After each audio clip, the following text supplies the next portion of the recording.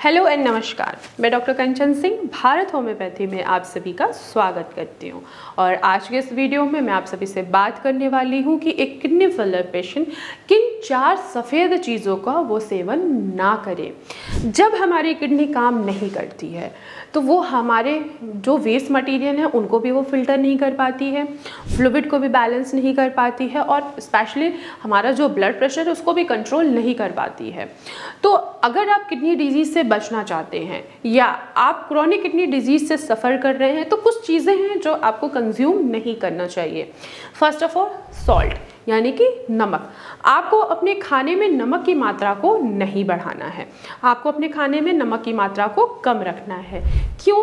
क्योंकि जब आप नमक की मात्रा को बढ़ाते हैं या ऊपर से अपने खाने में नमक डालते हैं तो इससे क्या होता है कि जो पानी है वो और भी ज़्यादा भरना स्टार्ट हो जाता है आपके पाँव में, फेस में या आपके शरीर में। और दूसरा देखा गया है कि जब आप ऊपर से नमक खाना स्टार्ट करते हैं तो आपका ब्लड प्रेशर भी इंक्रीज होना लगता है। तो ऐसे कंडीशन में आपको नमक का सेवन नहीं करना है।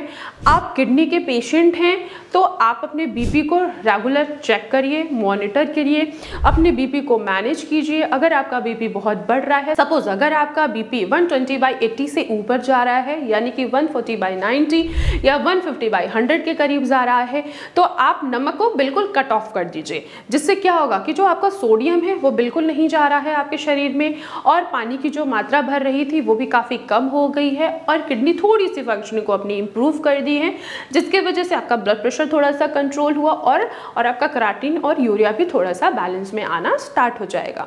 दूसरी जो सफ़ेद चीज़ है वो है चीनी। जाहिर सी बात है शुगर अगर आप शुगर नहीं लेते हैं तो आपकी बॉडी फिट रहेगी।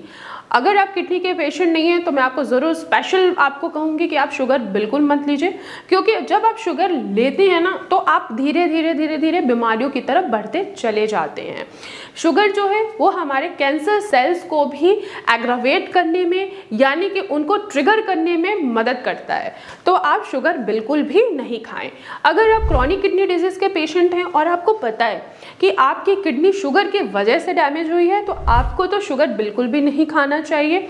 ऐसे फूड आइटम कंज्यूम नहीं करना चाहिए जो पैक होते हैं, जैसे कोल्ड ड्रिंक्स हो गई, इनका सेवन आपको नहीं करना चाहिए। बहुत सारे किडनी के पेशेंट हैं जो लैक ऑफ नॉलेज की वजह से वो कोल्ड ड्रिंक्स लेना स्टार्ट कर देते हैं, वो जूस पीना स्टार्ट कर देते हैं, जो पैक हमारे जूस आते हैं मार्केट में वो पीना स्टार्ट कर देते हैं। इससे क्या होता है कि उनका शुगर का लेवल अचानक से बढ़ जाता है और अचानक से बढ़ने की वजह से उनका क्रेटिनिन भी बढ़ता है और उनका यूरिया भी इंक्रीज हो जाता है। तो आपको शुगर भी अवॉइड करना है, क्योंकि जब आप शुगर लेते हैं तो जो आपकी फिल्ट्रेशन करने की जो रेट होती है हमारी किडनी की वो काफ़ी हद तक कम होनी स्टार्ट हो जाती है, जिसकी वजह से पेशेंट का जो GFR है वो कम होना स्टार्ट हो जाता है और उनका क्रेटिनिन और यूरिया बढ़ना स्टार्ट हो जाता है। तो आपको ना ही नमक का सेवन करना है ज़्यादा, शुगर तो बिल्कुल आपको कट ऑफ कर देना है। जो मैं तीसरा आपको फूड आइटम बताने जा रही हूँ वो है डेयरी प्रोडक्ट।